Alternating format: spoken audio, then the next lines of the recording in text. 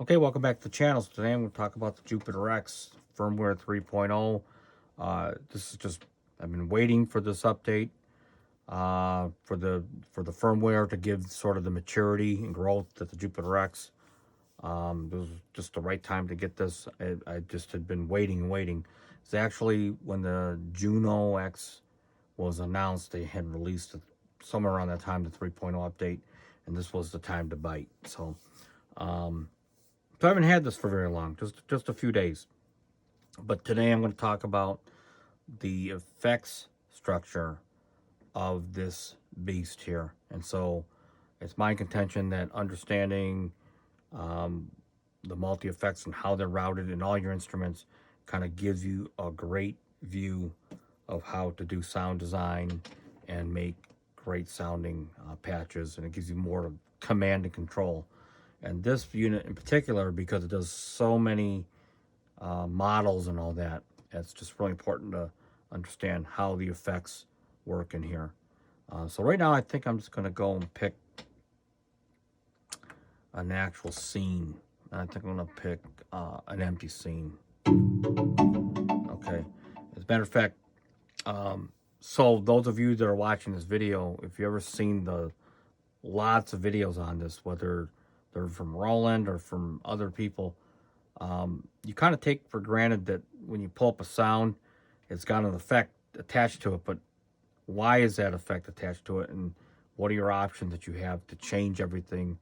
And to understand that, you really have to understand the structure and how to dig deep and make these effects work for you. Okay, so I'm going to take, I'm going here and do a true initialization. So I'm going to go in here and say yes. So now I should just have just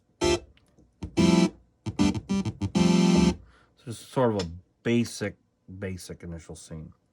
So I'm going to go to part, pick the first part, and then I'm going to pick a model bank for the first sound. And I think I'm going to pick a, believe it or not, XV5080.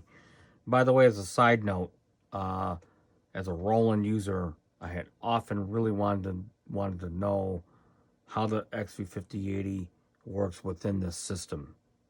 These panel buttons, including the effects, and how they work within a scene. Because as a 5080 owner, and seeing the 5080 shoehorned inside like the Phantom and then the Integras and stuff, it's not always implemented in the way you think you would. And so, given the fact that this is really the first Phantom that's got a lot of, or the Phantom Roland instrument that has a lot of controls, I was quite interested, believe it or not, just to see how it worked in here. So anyway, so I got a 5080 sound.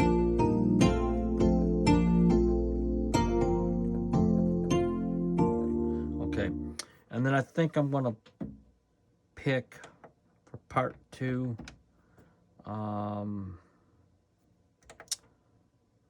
a JX model.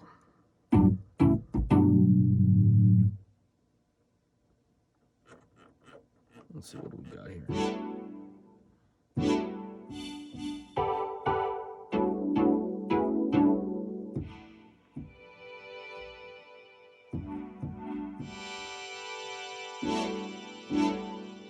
Think this.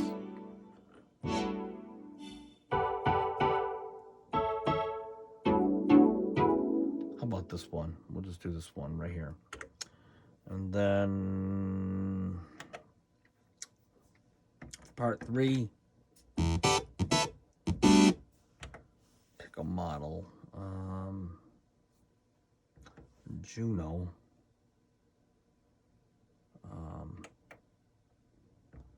Juno, we'll just pick this Juno CE drone. Okay, so I've got basically three parts of the four instrument parts. The fifth is an actual percussion part.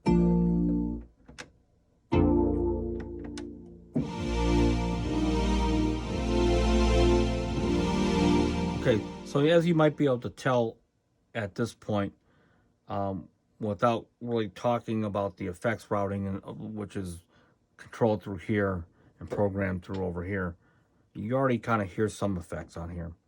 And so what you're hearing, and I'm going to explain the effect structure, is at the part level, you'll have a model that is selected that you pick for per part. Within that part is all these edited parameters, and then included in that part is actually what they call a multi-effect, and it's at that, like I said, at the part level. And then as the sound passes through all the parameters and the multi-effect, it then, throughout the 5 parts that you have, they then sort of go out of that bubble. Like, it's like the signal goes out of that little enclosed bubble into these effects here. And the effects can be either at the scene level or they can be at the system level. And it just depends on how you like to work. It's actually really nice that they allowed this to even have the ability to do that. So, for example, the system level might be something where you want a certain consistency that you like to use, like a certain kind of delay that's consistently that you use all the time. And so why not have it at the system level? So no matter what scene you have that delay, for example. So it's just different use cases that might fit for your preference and how you want your stuff to sound. The drive is also at the system and performance, or scene and system level. And the drive can actually be a block that it passes through before it gets to these, and you have the ability to make that adjustment, and it's done here. So I'm gonna have this viewed here. I know it's hard to see this, but I need you to kind of see all this at one time, unfortunately. So at the part level, for example, this 5080, at the part level here, if I got this selected, I go into common edit, and the next page would be your partials. So it's like represents the synthesis part of the structure of the synthesis. So in this case, it's got 4 partials, 1, 2, 3, 4. Okay, and then you have what they call the multi-effects. Like I said, the multi-effect can be at the is attached to pre-assigned and attached at the patch level. Okay, so if you make any adjustments to this at this multi-effects, it's like making an adjustment within the parameters, and it would it doesn't stay with the patch until you save it in the user patch. Okay, so it's directly tied to that. Okay, and then if I go to the scene level, so we're going to be pressing these 3 buttons a lot, as you might be able to tell. If I go to the scene level, okay, you're going to see a common edit, part edit, okay? And this part edit is kind of has a lot to do with the values that change when you and the values that are assigned to these knobs here, okay? And then the output, which we're going to go back to and re-explain how that changes. But you can have per part go through the through, which bypasses the drive, or you can have it go through the drive. It's one or the other, okay? And then your effect selections for the scene, for your delay, chorus, and reverb, which is, so here's your multi-effect, which I told you, which it says follow the tone multi-effect. So this is at the tone level, patch level. You can override it and click off, and that allows you to edit it at the scene level. But like I said, when you save the scene, you're also going to have to save the patch as well to a user bank. And this I think it's the previous update or it's the most recent one, allows you to save everything at the same time, which is really nice. Okay, so we'll just put this at the scene level. And here we go. Your chorus, this is where you select what kind of chorus you want. And then your delay, reverb, and this is your drive right here. Okay. So for example, if I have this sound here go through the drive,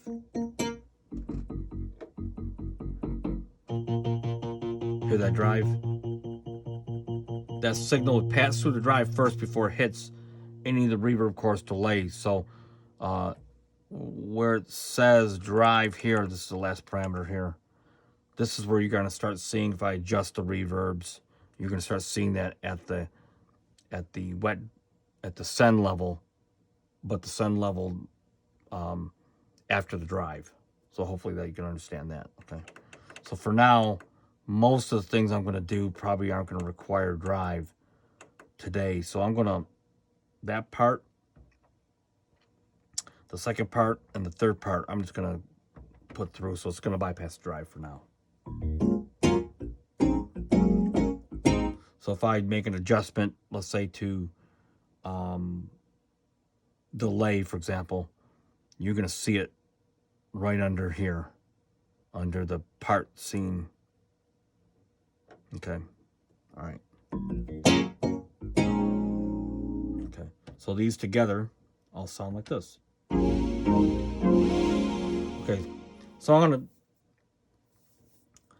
slightly depart from the effects right now. And Robert St. John sent me this tip, messaged me about this.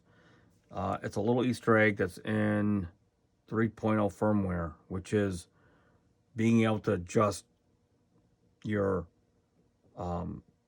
scene part volumes, okay, levels, which you could do all the way up to now. And just a side note, the Jupiter X has its sort of hardwired dedicated sliders for it, but so they included this, and what you do is you hold this part until everything turns solid. And so now effectively what ends up happening, it puts this in a different mode where these buttons here, when they're solid, the first 5 parts, turns these into like a combination button, which is now your select and solo together. So if I do this, right, or if I select these two at the same time, I get these two, right, or all 3, right.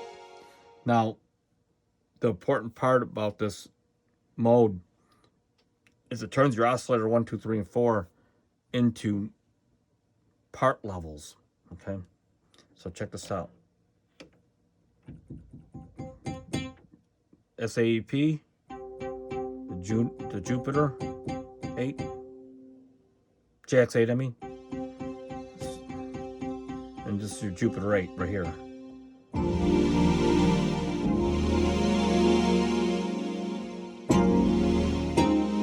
Right? Okay, so that's very useful. And you can select your effects, and I'm going to control your effect wet and dries and all that. So I'm going to first pull out of that, which is going to be right here. Okay, so let's go back to the old mode. Okay, so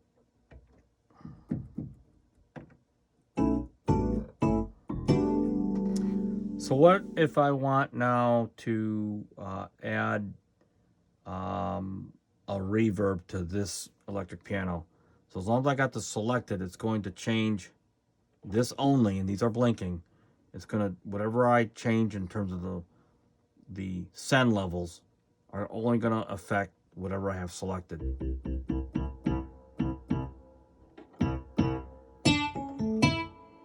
Okay.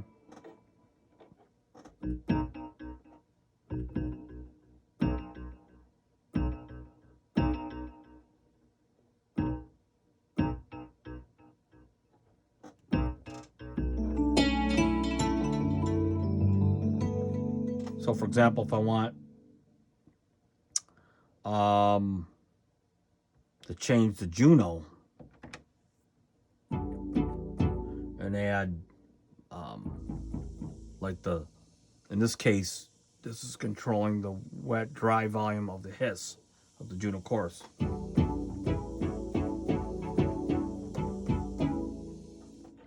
I could change the delay. Now there could be a situation where you want these two instruments to share the same delay parameters. In that case, you would highlight both of them, and now I'll play them both.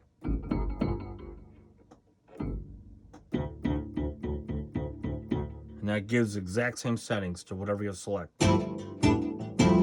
Right?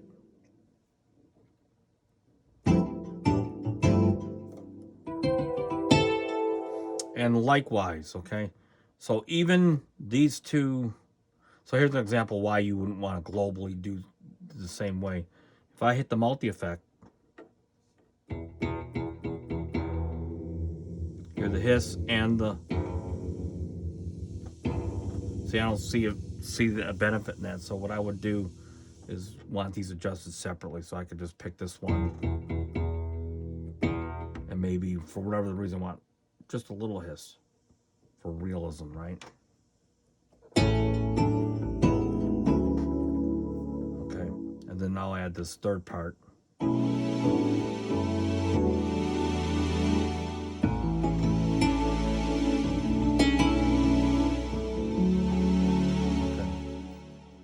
Now, essentially that's how the effects work here and how you can get around and all that. Like I said, this new mode, by holding part down like this and everything turns solid. Let's see, 1,000, 2, 1,000, 3, 1,000. Okay, so it's like 3 seconds worth of pushing. Now gives you these combination, like I said, buttons. So if I want all 3 of these to sound, okay, and I can adjust these volumes down.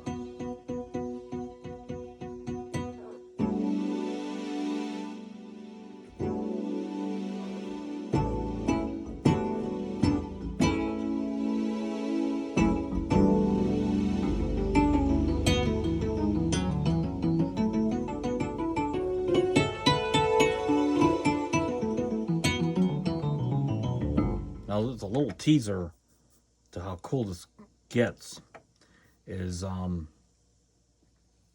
these select buttons not only select the parts, right? So right now, like I said, it's possible to actually have select a part and have no sound at all. But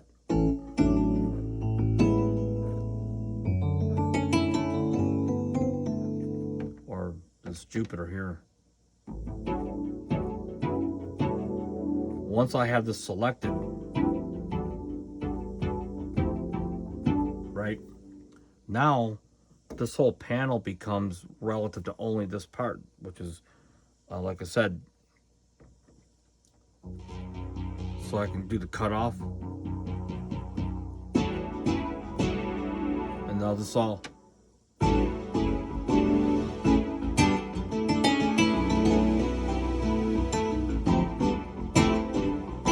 right? Or if I go to the 50-80 sound, I'll just solo it. These are your tones. So these all, here's your 4 classic oscillator tones.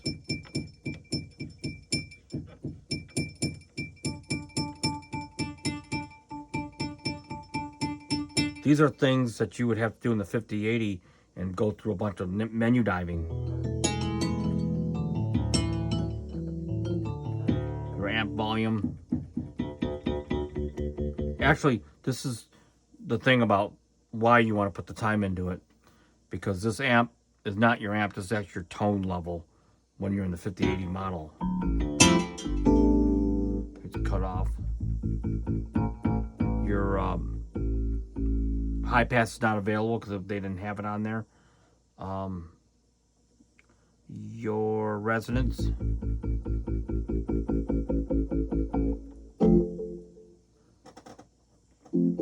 Let's see.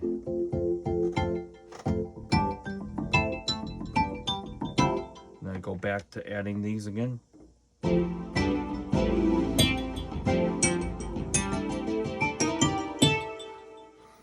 Like I said, and then like I said, you hold this down. It's just a matter of just knowing what everything does. Like I said, if I don't like that hiss on the Juno chorus, it's gone, right? And now I select them all again.